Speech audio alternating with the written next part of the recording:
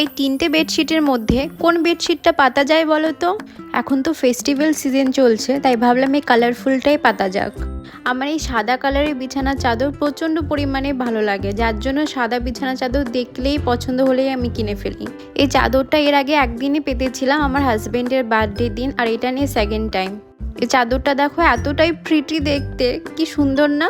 এটা আমার গিফট পাওয়া। বিয়ের পর যখন মেজো মামা বাড়ি গেছিলাম তখন মামি আমায় এটা গিফট করেছিল। আমার হাজবেন্ডকে সকালেই বলে রেখেছিলাম আজকে কিন্তু সাদা কালারের বিছানার চাদর পাতবো, যখনই আসবা হাত পা ধুয়ে আসবা। ও তো এই কথা শুনেই বলে ফেললো, থাক বাবা আমার দরকার নেই, আমি নিচের ঘরেই শুয়ে পড়ব। আমার জানো তো যখনই মন খারাপ থাকে তখন আমি ঘরে এসে ঘর গোছাই। ঘর গোছালে জানি না কেন একটা আলাদাই শান্তি লাগে। আর ঘর সুন্দর রাখার সব থেকে একটা ইম্পর্টেন্ট কাজ হচ্ছে বিছানা চাদরটাকে টান টান করে পেতে রাখা। তোমরা নিজেরাই দেখবে ঘর যেরকমই হোক না কিসের জন্য, বিছানা চাদরটা যদি একদম সুন্দরভাবে পাতা থাকে তাহলে একটা আলাদাই সুন্দর লাগে দেখতে। আর এই ঘরটা তো আমার ভীষণই শখের, তার কারণ এই ঘরের প্রত্যেকটা জিনিস আমার পছন্দ। ঘরের ওয়ালের কালার থেকে শুরু করে ফল সিলিং সব কিছু আমার চয়েসেই হয়েছে।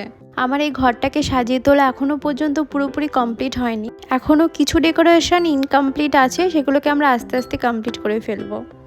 আর এই বিছানা চাদরটা দেখো দুটো শুধু বালিশের কভারই আছে, কিন্তু কোল বালিশের কোনো কভারই নেই, তাই অন্য একটা সাদা বিছানা চাদরে কভার লাগিয়ে নিলাম। আমার ঘর গোছানো পুরোপুরি কমপ্লিট। এবার তোমরা নিজেরাই দেখে বলো কেমন লাগছে।